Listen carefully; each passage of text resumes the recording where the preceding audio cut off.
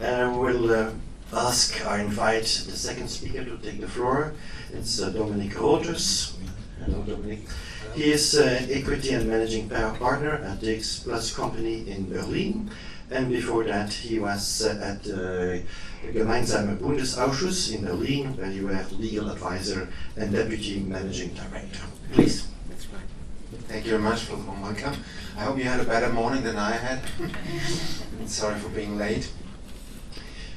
So, I invite you to have some legal perspective on JCA and JSC. Are there some slides for me? Oh yeah, perfect.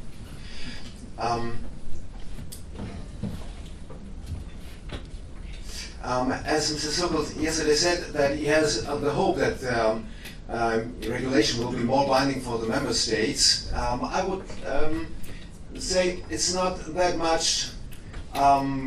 It's quite binding already, and I will explain you why I think so. The legal principle of the JSC we will touch and get to some notes on legal protection. But the most important subject this morning is the obligation to take into account of Article 11 of the regulation.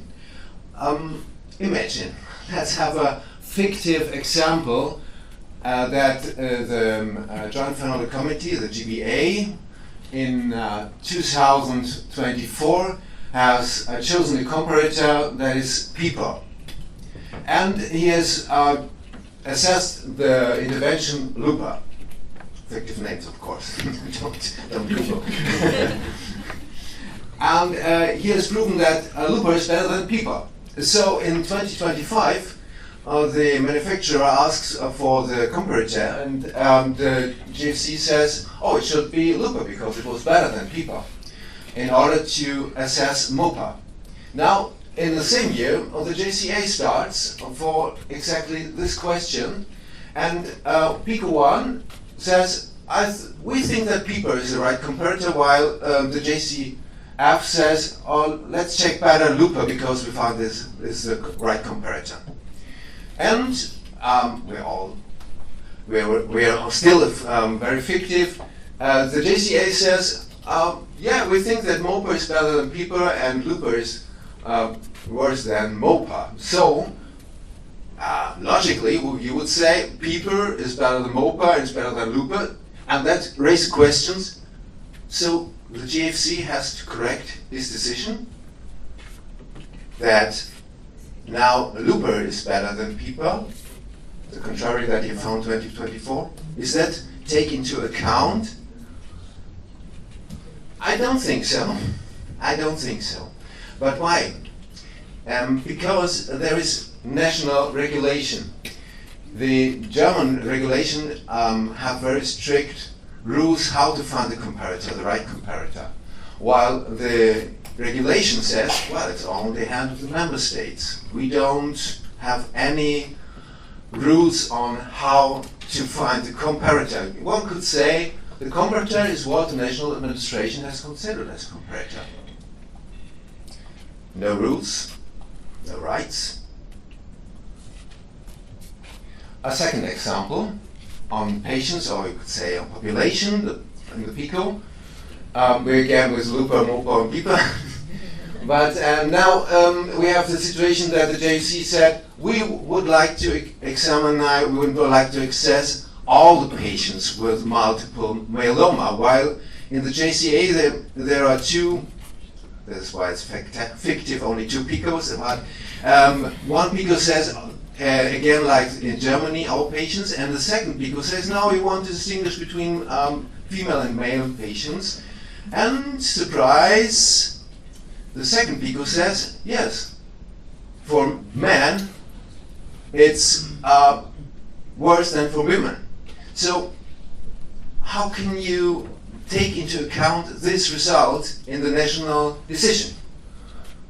Would you have to split up in Germany the two population groups because of the results of the JCA? Or are you free to go on with the same population as you have chosen before? Let's go into jurisdiction. There is a very important principle of EU jurisdiction, that is the FA deal, you probably have heard of. And it says that the interpretation that deprives union law of particle effect is inadmissible. What does it mean for the principle of take into account? There is especially the Pfizer case that says the scientific level of deviating statement of reasons must be at least equal to that of the contradicted expert opinion. So, member states are free to have its own decision, or they have, in taking into account the JCA, are obliged to have a better reason for their decision than there is in the JCA. I think so. I think so that in three positions you could take, the second is the best. My personal opinion, you can take your own conclusions. Let's have a deeper look. First, you could have said, well, it's just a formal acknowledgement. You read it, you say, oh, okay, interesting, oh, but we'll stick to our decision, it's okay. Formal acknowledgement, you have read it. Second, you have a content-related discussion. You have a deeper look in the reasoning of the JCA, and the deviation of the results in your member state conclusions have to be well reasoned. There have to be equal or better data or better methodological reasons to have a deviation from the JCA results. Or you could say even, well, Germany has announced a PICO, or let's say a comparator that was PIPA, I don't know. And now he has to stick to this decision, and he has to keep it. And he takes also this decision, this comparator for his own decision. It's a material bound to its own announcement. Also for that you can find cases which in somehow take reasoning for it. My conclusion is there are good reasons to deviate and there are bad reasons. Let's just have a look at the bad reasons. You can't say, well, the decision was also already made. We have chosen the comparator, so it is like it is. No, bad reason. You could say, well, the JCA is not binding, so we have read it, it's okay, but we have our own reasons. Bad reason.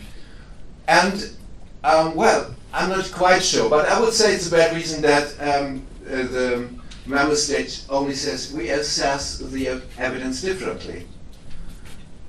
I mean, there could be good reasons in saying because we have national regulation on this, or there could be bad reason because they say, well, we have another opinion on assessment.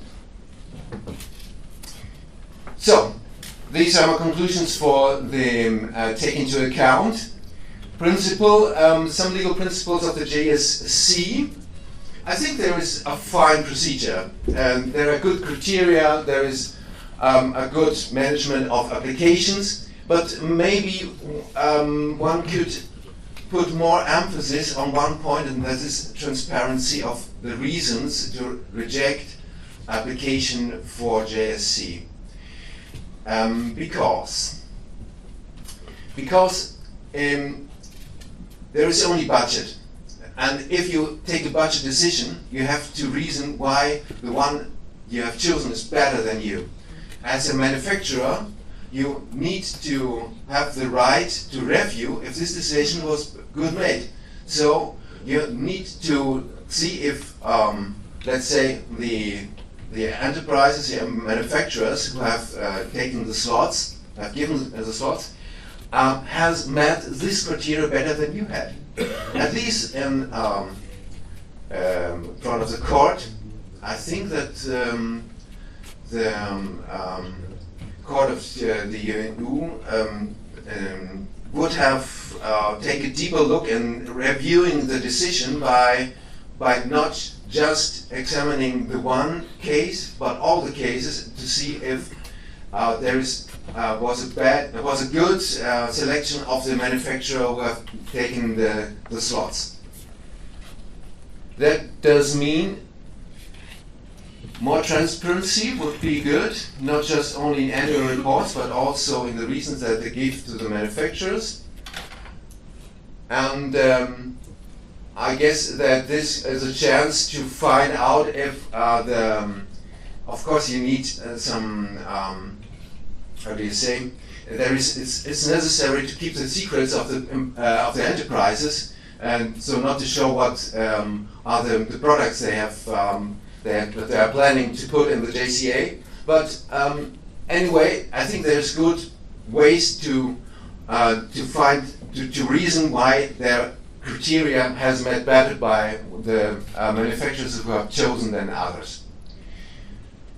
So, is there a legal relationships between JSC and JCA, and the fact that in the very moment that the comparator who was chosen in the JSC is also obliged to do in the JCA? No, I don't think so, because the regulation is very clear. And you see in the second phrase, joint scientific consultation shall not prejudice the joint clinical assessment, and so on. And so I can see that there is obligation to fix or to stick to the comparator that was announced in the JSC. And the last question, what is the legal protection for the manufacturers? Well, this would be a talk for itself, but just to notes on how the way is. The JSC decision is one of the coordination groups, so I think that this is action under Article 263. It's direct and individual for the manufacturer, so I think that he can get legal protection in front of the Court of Justice of the European Union. And I think it should be challengeable to demand a lack of reasoning and transparency. So that is why I recommend to put more emphasis in this. And JCA decision is another thing. In fact, the national member states administration has to take into account this decision, and it's the member state is, let's say, the GBA, who takes the decision that is legal binding for the manufacturer. So you have to go to the national legal system and the national courts to decide if this obligation to take into account was considered by the member state. But the CCA EU has to ensure that the law, the European law, is in say the regulation, was considered. Of course, there is always a possibility for the national courts to ask the European Court if the member state has obeyed the obligation to take into account. These are my theses. Let's say it in that way. I think there's 2 points that are important. One thing is there's only some good reasons to deviate from the JCA for the member states. And the second is the reasoning for the decision to give a slot for JSC has to be reasoned not just only for the manufacturer itself, but also for the other that have been chosen. Thank you very much, and feel free to ask. Thank you, Dominik. We have only for one question, be it of legal nature or non-legal nature. Please. Thank you. I'm Dierks Picard from the Acute Leukemia Advocates Network, and I'm also a member of the Transparency Commission at the EHS. I have a question regarding the notion of deviation, because the JCA is about the clinical assessment, but the appraisal always remains, from the national competence. So what do you mean by deviate? Because you could still look at, clinical data, but when it comes to decide to reimburse or not, there's the, I'm kind of confused about the notion of deviation, because it doesn't mean, and even so, sometimes the data could be uncertain, but yet, there would be a decision to cover the drug, looking at contextual doing a contextual analysis, so the data doesn't always dictate what the decision is going to be. Yes, you're looking at the final result, but I'm looking on the way how to come to this result. So you need to, for example, if you have chosen a comparator and you find that the JCA give good reasons to change comparator because the one you have chosen is worse than the other, then you have, in my opinion, a deviation in the assessment of the evidence you are assessing.